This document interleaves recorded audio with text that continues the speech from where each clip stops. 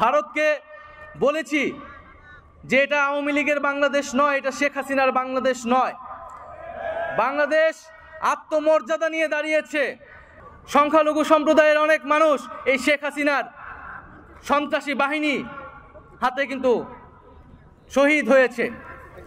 অথচ আমরা দেখেছি যে ভারত কিন্তু তখন এই আওয়ামী লীগকে কিছু বলে নাই। আমরা শেখ হাসিনাকে বলেছিলাম, শেখ হাসিনা যখন আমাদের সংলাপের আহ্বান জানিয়েছিল, বলেছিল গণভবনের দরজা খোলা আছে। আমরা বলেছিলাম আমরা গণভবনে যাব, কিন্তু সংলাপের জন্য নয়, শেখ হাসিনাকে উৎখাত করার জন্য। আজকে বাংলাদেশ একটি নতুন ইতিহাসের পাটাতনে দাঁড়িয়েছে। আমরা আজকে এই আন্তর্জাতিক মানবাধিকার দিবসে স্মরণ করছি আমাদের সকল শহীদদের, আমাদের সীমান্তে যে শহীদ হয়েছে এত বছর ধরে আমাদের ভাই ও বোনেরা, সেই শহীদদের আমরা স্মরণ করছি। এবং আমরা ভারতকে বলেছি যে এটা আওয়ামী লীগের বাংলাদেশ নয়, এটা শেখ হাসিনার বাংলাদেশ নয়। বাংলাদেশ আত্মমর্যাদা নিয়ে দাঁড়িয়েছে, রক্তের উপর দিয়ে দাঁড়িয়েছে। ফলে ন্যায্যতা ও সমতার ভিত্তিতে এই বাংলাদেশের সাথে কথা বলতে হবে এবং সম্পর্ক স্থাপন করতে হবে। ফলে আপনারা এখনো যারা ভারত সরকারে রয়েছেন, ভারতের শাসক গোষ্ঠী রয়েছেন, এই যে সীমান্তে হত্যা হচ্ছে, আপনারা যদি মনে করে থাকেন এই সীমান্তে হত্যা করে বাংলাদেশকে প্রেসার ক্রিয়েট করবেন, তাহলে আপনারা ভুল ভাবছেন। আমরা শেখ হাসিনাকে বলেছিলাম, শেখ হাসিনা যখন আমাদের সংলাপের আহ্বান জানিয়েছিল, বলেছিল গণভবনের দরজা খোলা আছে। আমরা বলেছিলাম আমরা গণভবনে যাব, কিন্তু সংলাপের জন্য নয়, শেখ হাসিনাকে উৎখাত করার জন্য। এবং আমরা উৎখাত করার জন্য গিয়েছিলাম। আজকে সীমান্তকে যদি সুরক্ষা করতে হয়, তাহলে আমরা সীমান্তও কিন্তু ছুটে যাব। তাই আমরা বলতে চাচ্ছি, বাংলাদেশকে নিয়ে যে অপপ্রচার চলছে পুরো পৃথিবীতে, এই অপপ্রচার বন্ধ করুন। মিথ্যা দিয়ে আপনারা এই বাংলাদেশকে বিশ্বের বুকে কোনো নেতিবাচকভাবে উপস্থাপন করতে পারবেন না।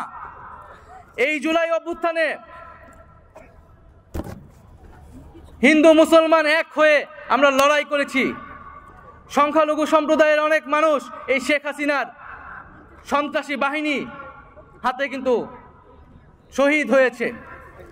অথচ আমরা দেখেছি যে ভারত কিন্তু তখন এই আওয়ামী লীগকে কিছু বলে নাই।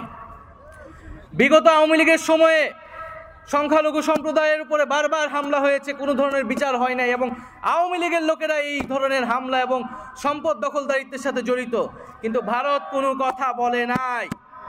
তাই আমার দেশের সংখ্যালঘু সম্প্রদায়কেও বুঝতে হবে যে আওয়ামী লীগ ছিল একটা সাম্প্রদায়িক দল। এই মাটিতে ঐক্যবদ্ধভাবে কিন্তু বেঁচে থাকতে হবে, লড়াই করতে হবে। কোনো শক্তি যাতে আমাদের ভিতরে বিভাজন করতে না পারে, সে বিষয়ে আমরা সবসময় সচেতন থাকব। আজকে এই আন্তর্জাতিক মানবাধিকার দিবসে আমি ফিলিস্তিনের মুক্তিকামী জনতার প্রতি সংহতি জানাচ্ছি। যেই জায়নবাদী শক্তি সেই ফিলিস্তিনে মানবাধিকার হরণ করছে, তার বিরুদ্ধে নিন্দা জানাচ্ছি এবং পুরো বিশ্ববাসীকে এই ফিলিস্তিনের মানবাধিকারের পক্ষে দাঁড়ানোর আহ্বান জানাচ্ছি। যে আমরা প্রতিশ্রুতি যে সেই বিচার অবশ্যই আমরা করব, এবং সেটার জন্য আমাদের যে জাতীয় ঐক্য, জাতীয় সংহতি, সেটি সবসময় আমাদেরকে রক্ষা করতে হবে। এবং আজকে আমি এখানে এসেছি, সকল নিপীড়িতর সব সুর আজকে এক ঐক্যতানে পরিণত হয়েছে। সবাই কথা বলেছেন, যার যার নিপীড়নের গল্পের কথা বলেছেন, বিচারের কথা বলেছেন। আমি অবশ্যই এই সকল কথা আমাদের সরকারের যিনি প্রধান উপদেষ্টা আছেন তার কাছে পৌঁছে দিব, এবং আমরা নিশ্চিত করব যে আমরা এই সকল নিপীড়ন, সকল গণহত্যা, সকল মানবতাবিরোধী হত্যা, গুম, খুন, সেগুলার বিচার আমরা এই সরকারের থাকা অবস্থায় নিশ্চিত করব।